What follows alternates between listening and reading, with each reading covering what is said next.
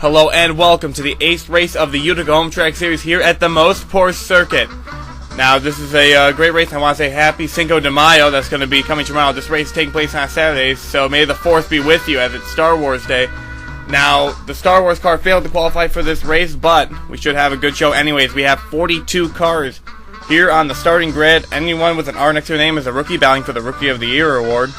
Now let's take a look at the 8 drivers who sadly were unable to qualify for today's event. They are Matt Duell, Jerry Guerra, Justin Benoit, the Star Wars Machine, Andrew Robinson, Nick Capps, Brian Benoit, Nicky Allen, and Estavas Cortez. Maybe next week at Daytona, but on pole was Austin Ogo, car number 7, for his second career Utica Home Track Series pole, despite being being his first season.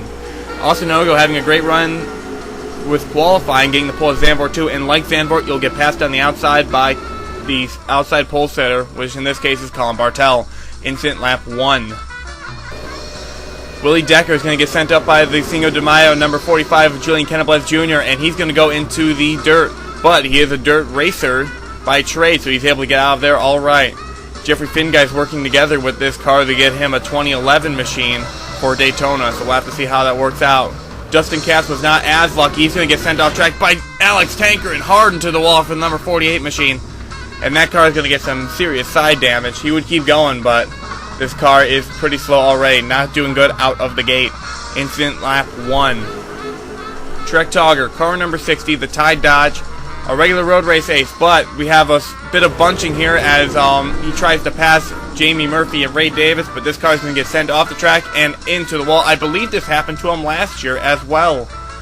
So, unfortunate repeat for Trek Togger as Dustin Capps passes him by on the racetrack. Incident lap 1. The Moss turn is going to have a lot of bunching today, and we see a lot of cars getting together here as Joseph Bryan, Samantha Yahnke. Oh, Russell Arcuri, car number 10, is going to plow to the wall hard, and more cars piling in like Tanker, Decker, Petrov. I saw Atwood get a piece of this further up the racetrack, and oh, Dustin Capps is also going to make some contact. Let's take a look at Bob Sadino as he works his way through this wreck. He's the one that got into Samantha Yahnke. You see a lot of drivers getting off track over here. A huge pile of cars driving through right behind them. Bob Sadino with okay, and we continue racing. Let's go on board with Russell Arcuri in the Kerbal Space Program Chevy. Oh! Hard contact. Reminds me of the Brian Brote wreck from Mexico last year. Russell Arcuri would go out of the race, unfortunately. Colin Bartel, car number 99. We don't know too much about him as he's fairly new to the scene, but we know one thing. He is a great driver. He already has a win at Megville. Despite that being his second career start, he's kind of becoming the Joe Cole of this season, as Colin Bartel currently leads here at Mosport. He's very good at these road courses, as we've seen in the past couple of events. And I expect very good things out of this driver for the rest of the year, as he currently sits in first place on the racetrack. New paint scheme for Dylan Young, car number 50. The Outback Steakhouse Chevy. Now these guys came on board from Mosport because they see potential in Dylan Young, and they are correct. This driver is very good. He did very well at his debut start at North Carolina, finishing in the top 5. Sadly, Laguna Seca did not go as planned, but today things are going well for the 50 machine as he sits in 4th, giving the sponsors a good run, some good screen time. Now let's take a look at car number 06 of Ray Davis, the Autism Awareness Dodge. Now this driver is making his first career Utica Home Track Series start, and he's currently 29th, which isn't bad, but this race is still long, so he has a lot of time to work up through the pack.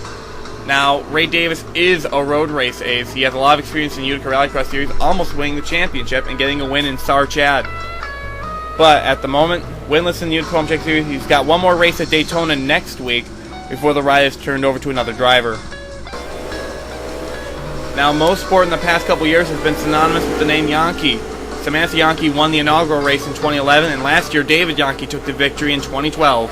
At the current moment, both of them are running 24th and 26th, respectively, as David Yahnke is driving that Matt Evans Dating Simulator 2013 Dodge. Now they got a long way to go if they want to win it for a third year in a row, which with the amount of passing we see here is highly unlikely. They're going to have to try and work their way for a good finish throughout the race. Though I will say the race is young, so a lot can happen. Now where is points leader Jamie Murphy? Why, 34th. Things are not doing well for Jamie Murphy this race week as she struggled in practice and qualifying. Now this car also struggled last week at Laguna Seca, but because of that huge point lead she has and the fact that second in points, Russell Curry has wrecked out of this event, it looks like her points lead might be relatively safe. We take a look at car number 67. This is not Adam Dunlap this week, this is Brian Brote. They brought this car because Video Games Awesome is Vancouver-centric, which, though we're not near Vancouver at this track, it's still the Canadian car. They brought this car for to give props to Video Games Awesome. Brian Brote is in the machine because he's a better road race ace, having won at Zandvoort. This car is running 20th at the moment, so I think it was a fairly good decision to put Brote in the vehicle. They're hoping that they can work their way up to the pack and get an even better finish. Willie Decker would pit on lap 15, and this would give birth to a new strategy that was brought up this time. Now, usually, they make one pit stop on lap 30 and they should be done for the race, but today, most of these drivers are going to try a two-stop strategy to see if they can have better tires near the end. They're going to pit now and they're going to pit sometime later in the event as Finn Guy comes down pit road, along with Bob Cedeno and Dustin Katz will also join them. Most of the drivers would be coming down pit road on the next lap, as you see car number 99, Colin Bartel, giving up the race lead to John Cedeno, as most of these cars are going to head down pit road. I think only about 5 or 6 stayed on track. One of them was John Cedeno, car 72, taking the race lead and getting himself a bonus point. He needs any point he can get because he's trying to work his way back up to win a championship. And he already has the cripple of missing several races earlier in the year. John Cedeno having a great run. He sits in third place. Well, he's been sitting in third place for most of the race. Now he's in the race lead. Pit incident lap 18. Now pit road was treacherous last year. It's even more treacherous this year. Austin Ogo, he's going to stall on pit road. Dustin Capps is going to plow into the back of the 7 car, and it looks like Austin Ogo is going to have to spend some extended time on pit road as he gets a little bit of contact with Colin Bartel, almost hitting one of Bartel's crew members. Pit incident lap 18. Ray Tacula is going to get sent into the 7 car by Alex DeMarco, and that car is going to be laying in the middle of pit road. Brian Brote's going to get a piece of it, as luckily the rest of them are going to be able to avoid. Ray Tacula, unfortunately, has some damage on that number 13X, not the way she wanted her Mosport race to go. Pit incident lap 18. Megan Curley's going to get sent into the 7 car, and this is going to cause a huge pile-up between Samantha Yahnke, Connor Atwood, Kevin Ulrich, Ray Davis, Jamie Murphy, and, of course, Austin Ogo. Ogo not really liking pit road right now, and that probably is going to kill his race. John Cedeno and the rest of those cars are going to go down pit road with the exception of 2. Nicholas Guerra and Neil Evans. They're going to be staying out the last 30. They're going to try it on one stop. This is the first time Nicholas Guerra has led in the Utica Home Track Series, and he's having a great run today. He's been sitting in the top 10, and he was also in the top 10 last week at Laguna Seca. So the 6 car having an improved couple of races. He's hoping they can keep this streak alive and maybe win it today on his one-stop strategy. Incident lap 19. David Yahnke, he's trying to pass the slow cars of Billy Bishop and Joshua Michaels, who are battling. Michaels is going to get sent up the track in at number 13, and it looks like David Yahnke is going to get sent off track into the grass barrier. This is not good for David Yahnke, as he was hoping that he could get a second career win at Mosport and a third career win overall, second in a row, because he won at Laguna Seca last week. Incident lap 19. Alex Tanker making his first start since Watkins Glen because he's gotten the funds back. Saz Cole's going to run the number 34 car off the racetrack going into the S's. And Alex Tanker was none too happy over the radio with Sez Cole, as Alex Tanker was already having a poor race running in 39th. Now he's got damage on that number 34 machine. Let's take a look at our Ford Fast Lap with Neil Evans driving the Ford Dealers Ford. Now we head into our first corner on this racetrack, and as you see, Neil Evans is running in second place. He is the other car that is doing the one-stop strategy. We'll have to see how that works. That's through the rest of the racetrack as we go into the first couple of corners. Now, this track is a very grassy racetrack. Kind of reminds me of Silverstone with the large amounts of side grass. Also kind of reminds me of Zandvoort in a bit due to the track width and the passing rate. Now, we start heading toward this straightaway here, and we start heading into the Moss turn. Now, the Moss turns where things get pretty bunched up, as this is a very tight turn. This is where Russell Arcuri went out when we saw that big one on the first lap. As we make it through this turn here, you can see Neil Evans can gain a lot in this segment on the cars ahead of him that are running a little slower now. We head down the back straightaway here through the woods, and we start working our way toward the S's. Now, this is our only stop in Canada. We almost went to Vancouver, but we decided against it. So this is our only time in Canada. Now we work our way into the S's as we head by the gravel trap. Oh wait, we got Nicholas Guerra, car number 6, is in the grass. He was our race leader, and that means Neil Evans, car number 55, has inherited the race lead. We're gonna have to see what happened to Nicholas Guerra as we head through the final turn, and we end our 4th fast lap. Let's check out what happened. Incident lap 22. Nicholas Guerra, car number 6, is running to have the lap car of Joseph Bryant. Joseph Bryant's going to shove him off the racetrack. We don't have a free pass, so I think Joseph Bryant shoved the 6th car off track to get a lap back. And we're getting a report, Utica Home Track Series officials are not happy. They want Joseph Bryant to go to the hauler after the race. There may be penalties for this number 80.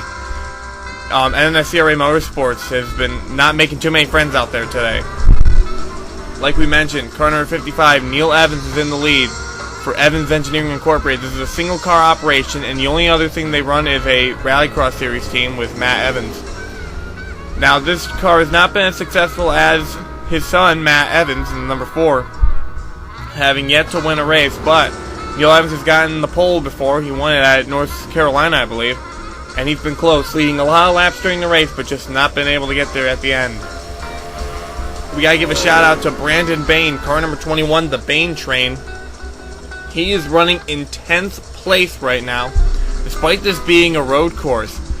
Brandon Bain's had a lot of struggles on these road courses, but things seem to be looking up. He's running up there with the likes of Jeffrey Finn guy, the number 62 machine. So, great job by Brandon Bain, doing a great job in qualifying and in the race itself. Lap 30 comes around, and Neil Evans and Nicholas Guerra head down pit road to make their only pit stop. We'll have to see if this will be better or worse. And there goes Colin Bartel, car number 99. He retakes the race lead. He's been having a stellar run despite getting that damage on pit road from the Austin Ogo incident. That doesn't seem to be affecting him at all, as he takes the race lead with fellow rookie Dylan Young in the 50 car right behind him. Bartel's one of my favorites to win this race if the two-stop strategy works, but Bartel still has to make that second pit stop. He will not be able to make it to the end of the race as it is.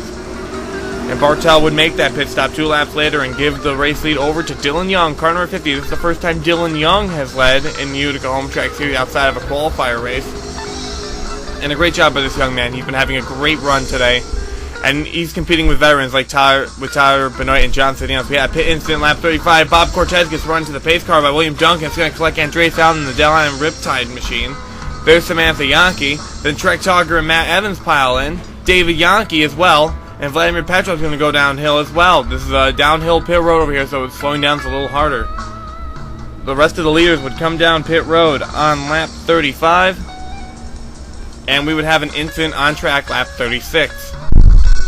The leaders coming off pit road are going to be too slow for Arishak. Arishak tries to go to the outside. Jeffrey Finn guy and Michelle Cedino force her off the racetrack, and she's going to repeat what Trek Togger did on lap 1. So I'm not sure. There might be trouble in paradise, as she might have to add Jeffrey Finn guy to that list of drivers to murder. Now there is Zachary Robinson going to make contact with Bob Cortez coming off the pit lane. Another incident on the same lap. Now he is currently back on the racetrack in a very busy section. He tries to work his way back into self-righting, but Billy Bishop, car number 58, is going to plunge to the back of the 5. The 5 car keeps it going, but has some heavy damage. On low, it looks like Dustin Katz is going to get off the track as well, trying to avoid. Let's go on board with Billy Bishop, car number 58. Oh yeah, he just barely got him. That's going to send the number 58 machine around as he made contact with the wall. Close call by Brock McMahon. And he gets himself right, but look at all these cars trying to pass by him, squeezing by the 58 machine. Great job to all of them for not smashing into the 58 car or the 5. Only a 2-car incident, could have been much worse. Neil Evans retakes the race lead as Dylan Young and the rest of them went down pit road. Now, Neil Evans, we just have to see if those tires can hold up. He's good on fuel. Brock McMahon, car number 44. He currently runs 19th, but we gotta mention him because he started 35th. He's the biggest mover on track, working his way all the way from the back to about mid-pack. So great job by Brock McMahon to really help his points day. And number 44, Bakersfield Condors, Dodge. We also got to talk about Bob Ciadino, car number 04. He currently sits 11th at the moment on track, having a great run in that Price Chopper Chevy. Now, he's been having a lot of struggling runs as of late, but this has been a good race for the 04 car. Usually this race results in tragedy. He flipped over at this track before. Incident lap 45. This was the last incident of the day. Matt Evans, he tries to pass the damaged Samantha Yahnke and the damaged Zachary Robinson. That's going to force the 4 car off track, and that car is going to go into the wall. This has not been a good day for Matt Evans in the Bethesda Chevy. He's been running near the back of the pack for most of the event, and he's going to lose even more spots. But it was a good day for Neil Evans. The tires would last on that number 55 machine, and he would make it to the line and get his first career Utica Home Track Series win. Great job by Neil Evans' number 55 machine. The single car operation, they were very low chance of winning today, and they came up with the surprise due to the strategy. So it looks like the old strategy is the better strategy, as Neil Evans comes out victorious. Congratulations to the team. Let's take a look at the race results. Neil Evans is your winner, and Nicholas Guerra is your rookie of the race. Then we got Colin Bartel, Brian Valentine, and Brandon Bain with top 5 runs. And there's Dylan Young, Tyler Benoit, John Ciadino, Dom Captain, Alex DeMarco running out of the top 10 with a great run. Then there's Ciadino, Finn Guy, Ciadino, Camiso, Brote with a 15th. Joshua Michael 16th, Decker 17th, despite his first time being here. Duncan, McMahon, and Ulrich are top 20. Then Shock, Davis, Kenneth Blez, Atwood, Ogo, the pole sitter. Yahnke, Robinson, Allen, Murphy, and David Yahnke rounding out the top 30. Then there's Tugger, Evans, and Petrov running out the cars in the lead lap. Bryant, Takita, Cole, Tanker, Bishop, Cortez, Curley, and Casper all one lap off the pace. Russell Curry did not finish the event. He is out. Now let's take a look at the top 35 in point standings. These are all the drivers that are locked in to the event at Daytona. There's Jamie Murphy with a good point lead over Colin Bartel. Tyler Benoit's tied with them. Then there's Brian Valentine, William Duncan, Dom Capps, Russell Arcuri, Jeffrey Finguy, Megan Curley, and Brock McMahon, your top 10. Then there's Bob Ciadino, Nicholas Guerra, Andreas Allen, Justin Capps, Brandon Bain, Neil Evans, Michelle Ciadino, Matt Evans, David Yahnke, and Kevin Ulrich, your top 20.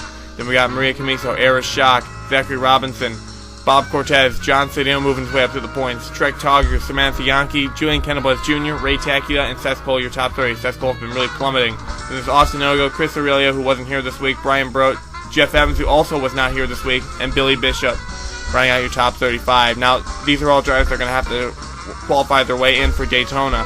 Alex DeMarco, Dylan Young, Joshua Michaels. Josh LeMayo will not be there. Joseph Bryden, Adam Dunlap, Andrew Robinson, Vladimir Petrov, Alex Tanker, Esteves Cortez, Brendan Patterson, Brian Benoit, Nick Capps, Matt Duell, Willie Decker, Michael Aurelio, Connor Atwood, Dylan Ogo. Then there's Benoit Smith, Alan Guerra, Davis, DeFrank, LeGray, Martin, White, and Chris Kyle still at the tail end of the points. He will not be making any more starts this season, except maybe the All-Star Challenge. We're not sure on that. Here are the top 10 Rookie of the Year points. William Duncan, 2 points over Colin Bartel. Then there's Dom Capps, Nicholas Guerra, Dustin Capps, Kevin Ulrich, Bob Cortez, Eris Schock, Zachary Robinson, Julian Kennebles, and there's more outside the top 10, but we only have the top 10 listed. Next up, we're going no plate racing, actually, at Daytona. It's going to be a night race. It should be fun. I will see you there. Thank you for watching, and have a great day.